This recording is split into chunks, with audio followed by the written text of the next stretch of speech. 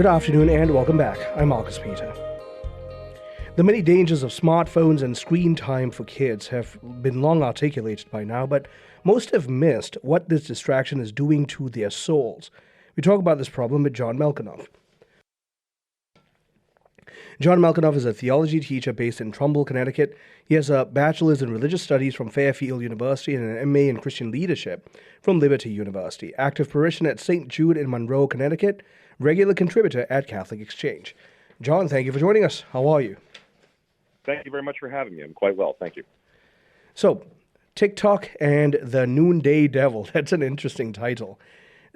I wanted something to grab attention, and I think that was it. Well, it certainly does. So, let's begin with just how bad things have become in terms of child rearing. It's almost presupposed now that screen time, and unfortunately sometimes screen obsession, are normative parts of children growing up today.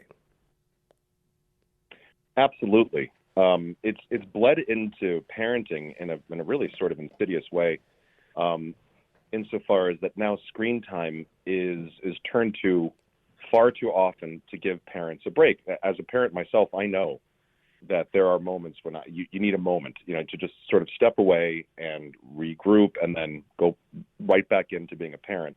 So the screen is an attractive distraction. It's an attractive way to buy yourself those precious moments. But it's become more than just, hey, I need a minute right now. It's become, I need an hour right now, or you know what, we can do this or that while the kids are plopped in front of their tablets, or they have their phones to keep them distracted for the course of, even an entire day, while the parents do whatever they need to do to carry on with their lives. So it's much more prevalent now than it has been in recent years, and I'm seeing that a lot more, especially in my classroom. Kids are finding it more and more difficult to put the screen down for any amount of time. We have another problem, too, in that it's not like they don't know. In fact, they've been inundated with the information about how bad this is for them. Absolutely. When they come into school, and this isn't just my school, they are instructed on what they shouldn't do and what they should avoid. They're instructed on the pitfalls of social media addiction and usage. They're instructed about possible manipulators and criminals who would exploit them. So they are acutely aware of the dangers of what they're getting themselves into. But the lure of the screen and the desire for social currency in the form of clicks and follows and likes is so appealing that there doesn't seem to be any amount of warning or instruction that we can give adequate enough to sort of sate their desire for this, or at least warn them to the point where they understand what they're doing could be emotionally, physically, spiritually damaging. And the spiritual aspect is something that's always seemingly left out. I mean, I teach in a Catholic school, so we hone in on that quite a bit, but I know that there are many other schools throughout the country where that's not even a consideration. Now, because you're honing in on that, and I'm really glad that you are, tell us about the sheer difficulty now, because by the time you are receiving them, you teach at the high school level, right? Correct, yes. Yeah, so by the time you're receiving them, a lot of this addiction, the neural pathways, they've all been developed. And so it's almost as if you are fighting against the current, and you're trying to teach them how to fight against the current that they have formed within themselves. Absolutely. It's by the time they come to us, they are firmly in the grasp of the glow of that screen, and they find it so difficult to put it down, or to even consider putting it down.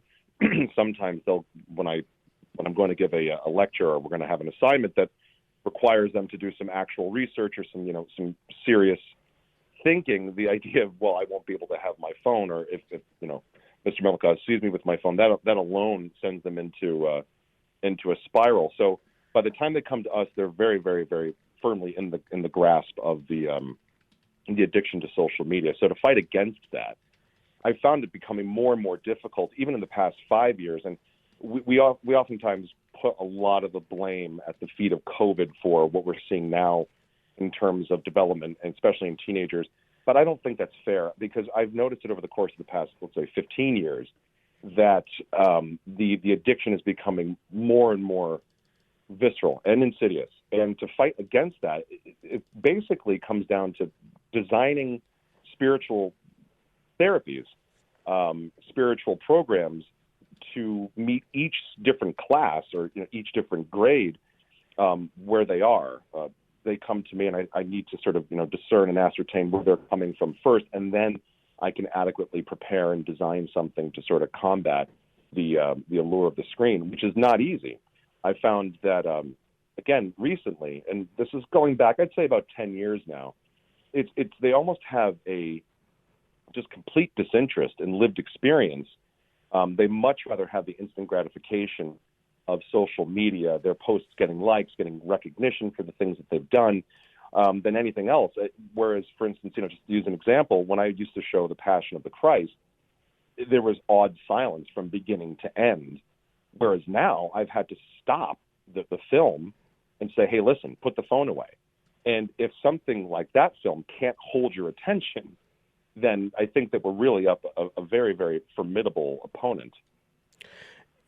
I really want to dive into a concept that you just shared before that last point you made. And so I'm going to make a mental note of the insidiousness of this all.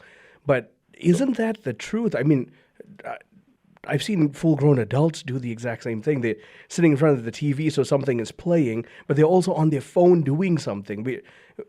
One level of distraction is not enough anymore. We need multiple levels of distractions into the distractions. It actually is pretty jarring.